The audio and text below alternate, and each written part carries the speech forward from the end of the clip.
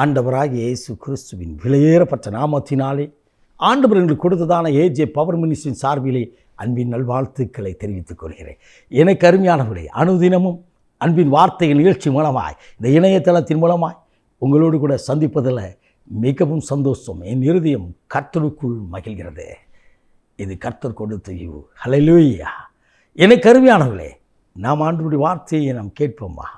கர்த்தருடைய ஆவியான் நம்மோடு கூட இடைபடும்படியா நம்மை அர்ப்பணிப்போம். இன்றைக்கு கர்த்தருடைய ஆவியானவர் கொடுத்திருக்கிறதான வார்த்தை ரோமருக்கு எழுதிய திருமுகம் 8ஆம் அதிகாரம் 25வது வார்த்தை. பொறுமையோடு காத்திரு, பொறுமையோடு காத்திரு. நாம் காணாததை நம்புவோம் என்று சொன்னால் அது வருகிறதுக்கு பொறுமையோடு காத்திருப்போம் என்று சொல்லி எழுதப்பட்டிருக்கிறது. பரிசுத்த ஆவியானவர் சொல்கிறார், நாம் காணாததை நம்புவோம் என்று சொன்னார். ஆபிரகாம் ஆண்டவருடைய வாக்குத்தத்தத்தை நம்பினார். ஆபிரகாம் கர்த்தர் கொடுத்த வார்த்தை என் வாழ்க்கையில் நிறைவேறும் என்று நம்பினார். அவர் வாழ்க்கையில் வெளிப்பட்டது. அவர் பொறுமையோடு காத்திருந்தாரா? பொறுமையோடு நீங்களும் நானும் எப்படி இருந்திருப்போம் யோசித்து பாருங்க. எனக்கு அருமையானவர்களே, சில காரியம் தாமதமாக நடக்கும் கர்த்தருடைய சமூகத்தில். சில காரியம் துரிதமாக நீங்கள் கேட்பதற்கும் வேண்டுவதற்கும் நினைப்பதற்கும் மேலான காரியங்களை உடனடியாக செய்வார். விசேஷமாக ஒரு சில காரியங்களை சொல்கிறேன், கவனியுங்கள். சில வியாதிகளுக்கு ஜெபிக்கும் போது உடனே சுகமாகதை நான் காண முடியும். ஆனால் ஒரு கர்ப்பத்தின் கணிக்காய் நாம் ஜெபிக்கும் போது நிச்சயமாக 10 மாதம் சில மாதங்கள் காத்திருந்து தான் ஆக வேண்டும். கர்த்தர் அன்றைக்கு ஆசீர்வதிப்பா. பொறுமையோடு காத்திருக்க வேண்டுமாம் என் வேதம் சொல்கிறது. எனக்கு 2 சகோதரிகள் இருக்கிறார்கள். மூத்த சகோதரியின் கணவருக்கு அவர்கள் பூர்வீக சொத்து இருந்தது. பூர்வீக சொத்து என்று சொன்னால் தன் தகப்பனாருடைய சொத்துக்கள். இவர்கள் 3ஆம் தலைமுறை ஆகிவிட்டார்கள். அந்த இடத்தை கன்னியாகுமரி ஊரிலே அந்த இடத்தை அரசாங்கம் அரசாங்கத்துக்கென்று எடுத்துவிட்டு அதன் பணத்தை கோர்ட்டில் போட்டாங்க. இவங்கள் சகோதரிகளுக்குள்ளாய் சில ஒற்றுமை இல்லாத காரணத்தினாலே நடந்தது என்ன தெரியுமா? 3 தலைமுறைகள் கடந்து போனது. தாத்தா இறந்துட்டார், அப்பா இறந்துட்டார்.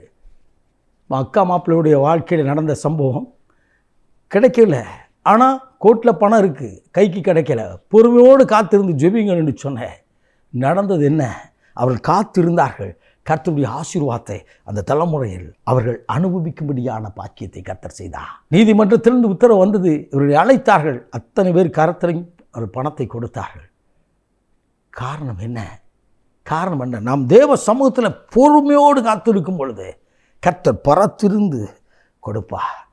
அவர் கொடுக்கிற ஆசீர்வாதம் நிரந்தரமாகவும் நிறைவாகவும் நிலைத்து நிற்கும்படியான ஆசீர்வாதத்தை தருவார். நீங்கள் தலைகுனிந்த இடத்துல, நீங்கள் தள்ளப்பட்ட இடத்துல பொறுமையோடு காத்திருங்கள். நான் அனுபவிக்க வேண்டிய ஆசீர்வாதத்தை வேறொரு அனுபவித்து கொண்டு இருக்கிறார். நான் வேலை பார்க்கிற இடத்துல எனக்கு ஒரு மதிப்பு கூட இல்லை, ஒரு மனுஷனாக கூட மதிக்கலைன்னு சொல்லி கண்ணீர் வடிக்கின்றீர்களோ? கலங்காதீர்கள். கர்த்தருடைய ஆவியான உங்களோடு பேசுகிறார். உங்களிடத்து திறமை இருக்கலாம், உங்களிடத்துல எல்லா எதிர்பார்க்கிற காரியமும் உங்களிடத்தில் இருக்கலாம். ஆனால் உங்களை கர்த்தர் ஆசீர்வதிக்க வேண்டும் நினைச்சினால் சில காலம் நீங்கள் பொறுமையோடு காத்திருங்கள். கர்த்தருக்கு காத்திருக்கிறவர்கள் புது பலனடைந்து கழுகை போல எழும்புவார் என்று வேதம் சொல்கிறது. கர்த்தருக்கு காத்திருக்கிற ஒருபோது வைக்கப்படுவது என்று வேதம் சொல்கிறது. இன்று நீங்கள் காத்திருந்தீர்களவா? பொறுமையோடு காத்திருந்தீர்களவா? அதற்கு பரத்திருந்து தேவன் பதில் கொடுக்கிறார். நாம் ஜெபிப்போம்மா. மகா பரிசுத்தமுள்ள தகப்பனே, பொறுமையோடு காத்திருந்து ஆண்டவரே, பாரத்தோடு ஜெபித்து கொண்டிருக்கிற பிள்ளைகளுக்கு காணாததை காணும்படியார், அவள் விசுவாசித்ததை காணும்படியார் இன்றைக்கு ஒரு அற்புதம் நடப்பதாக. விசேஷமாக கொஞ்சம் மகிழ எனக்கு ஒரு குழந்தை செல்வம் இல்லை என்று சொல்லி பாரத்தோடு ஜெபிக்கிறேன். என் அன்பு பிள்ளைகள் அடைக்கப்பட்ட கர்ப்பவாசல் திறக்கப்படுவதாக. இயேசுவின் இரத்தத்தினால் பரிசுத்தாவின் வல்லமை கொண்டு இயேசுவின் நாமத்தில் திறக்கப்படும்படியாய் கட்டளை கொடுக்கிறோம். அற்புதம் செய்து மகிழ பண்ணும்.